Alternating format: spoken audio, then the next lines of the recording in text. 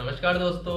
आज हम इस वीडियो में बात करेंगे एल्डरविट 12 इंजेक्शन के बारे में। दोस्तों, ये जो एल्डरविट 12 इंजेक्शन आता है इसमें मेनली 4 केमिकल कंपोजिशन से अवेलेबल रहते हैं। जैसे विटामिन B12 होता है जिसको साइनाकोबालामिन बोला जाता है, विटामिन B9 होता है, फोलिक एसिड बोलते हैं, एक नियासिनामाइड इसमें केमिकल कंपोजिशन होता है और इसके अलावा इसमें एक विटामिन C भी अवेलेबल रहता है। तो ये 4 केमिकल कंपोजिशन इस एल्डरविट 12 इंजेक्शन में अवेलेबल रहते हैं। एक्चुअली ये जो एल्डरविट 12 इंजेक्शन होता है इस इंजेक्शन में 2 एम्पूल्स आते हैं, 2 एम्पूल आते हैं। एक तो विटामिन C का आता है और एक विटामिन B9 और B12 का आता है जिसको साइनाकोबालामिन और फोलिक एसिड बोला जाता है।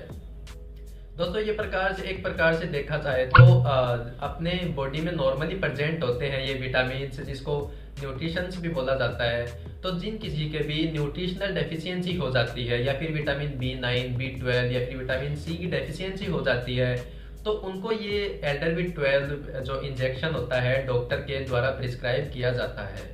कभी कभी क्या होता है दोस्तों, किसी के हाथ पैरों में झंझनाहट होती रहती है, ऐसे पिन सी चुभती रहती है, ऐसे लगता है कुछ चुभ रहा है और हाथ पैरों में क्रैम्प्स मतलब मरोड़े जिसको हम स्पाज्म बोलते हैं वो आ जाते हैं।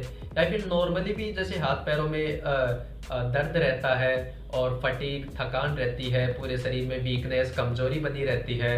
तो वो जो कंडीशन होती है वो नॉर्मल टेबलेट से ठीक नहीं हो पाती है। जैसे हाथ पैरों में झंझनाहट होता है, दर्द होता है, वो नॉर्मल टेबलेट से ठीक नहीं होता है। तो उस कंडीशन में देखा जाता है कि ये कोई नाड़ू की प्रॉब्लम हो सकती है या फिर कोई जो तंत्रिका तंत्र होता है उसकी डिफॉर्मिटी हो सकती है जिसकी वजह से ये हो रहा है। तो उस कंडीशन में इन सारी कंडीशंस को ठीक करने के लिए भी एल्डरविट जो 12 इंजेक्शन है ये दिया जाता है। इसमें दोस्तों जो विटामिन B12 होता है ये नर्व्स को अच्छा इंप्रूव करता है, इनकी अच्छी ग्रोथ एंड डेवलपमेंट करता है और झंझनाहट वगैरह से और नॉर्मल जो दर्द वगैरह होता रहता है, फटीग थकान वगैरह से इनसे राहत दिलाता है। इसके अलावा दोस्तों ये जो विटामिन B9 और B12 की जिसके कमी हो जाती है उनमें एनीमिया भी देखा जाता है जिसको नॉर्मली खून की कमी बोला जाता है। तो एक्चुअली ये जो खून की कमी होती है इसको मतलब जिस किसी के भी खून की कमी रहती है तो उनको भी विटामिन B9, B12 ये दिया जाता है। और इसके साथ में जो विटामिन C का जो इंजेक्शन होता है ये अपनी बॉडी में आयरन का एब्जॉर्प्शन अच्छा करता है, जिससे आयरन का एब्जॉर्प्शन अच्छा हो और हीमोग्लोबिन अच्छा बनेगा तो ये खून की कमी भी पूर्ति होगी, मतलब एनीमिया भी ठीक होने लगेगा। तो इस प्रकार से एल्डरविट जो 12 इंजेक्शन होता है इसको यूज में लिया जाता है।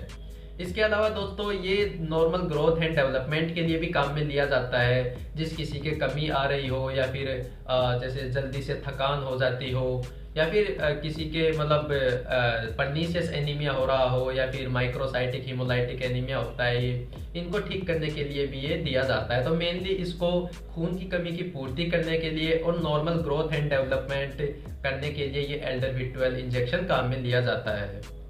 दोस्तों ये जो इंजेक्शन होता है 2 एम्पूल्स में आता है।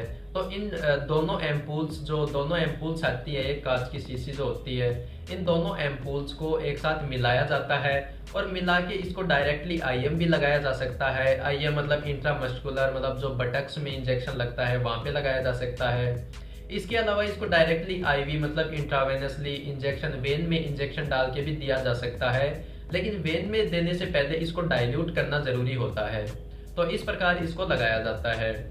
दोस्तों इसके अगर अपन कुछ दुष्प्रभाव की बात करें, इसके साइड इफेक्ट्स की अगर अपन बात करें तो ये एक प्रकार से न्यूट्रिशनल सप्लीमेंट होता है, तो इसके कोई भी साइड इफेक्ट्स देखे नहीं जाते हैं।